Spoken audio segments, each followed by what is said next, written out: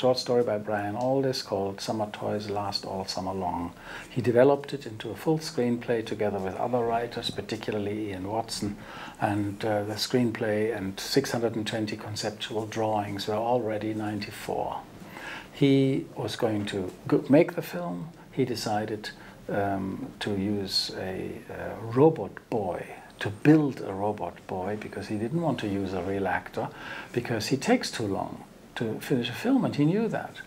At that time already, it occurred to him that Steven Spielberg had more colors in his box of tricks, and he invited Steven to actually direct the film.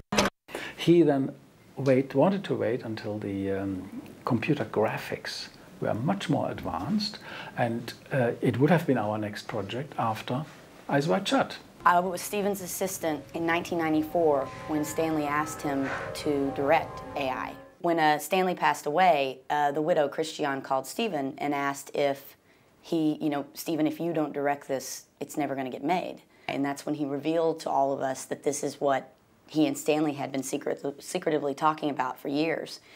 And he wrote the script himself.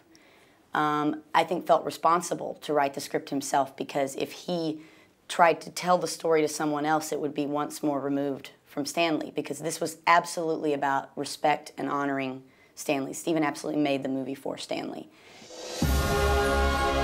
We had initially almost 600 storyboards. By the end of the time we found all of Stanley's files, we had almost 1,000 storyboards that Stanley himself had created with the conceptual artist Chris Baker, black and white storyboards.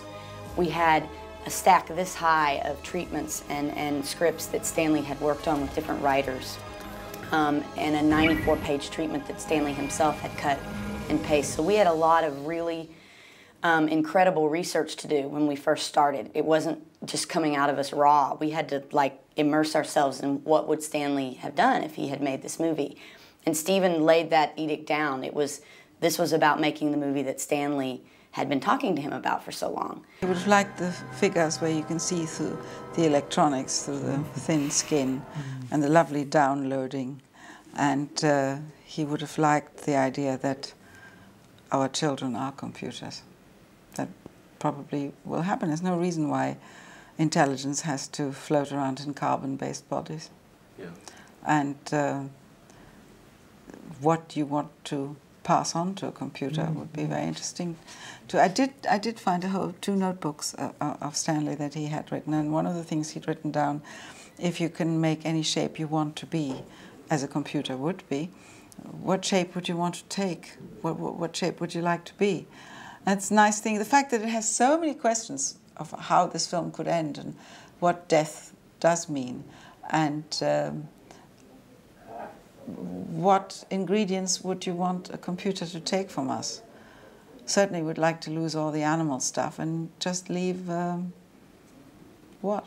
Intelligence, love, that's it.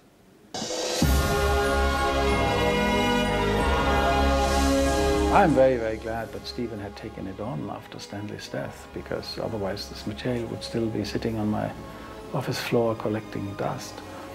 And it's the first time, I think, as I said before, in the history of the cinema, that two major directors have really done something where you see both strong profiles together on the screen. I mean, it's not that one replaced the other. They are both there. I mean, he has truly channeled and succeeded in making Kubrick film. And then each beat, you hear different people say different things, like, well, that's Steven, that's Stanley, that's Steven, that's Stanley. That entire movie is all storyboarded by Kubrick. It's really Steven interpreting Stanley.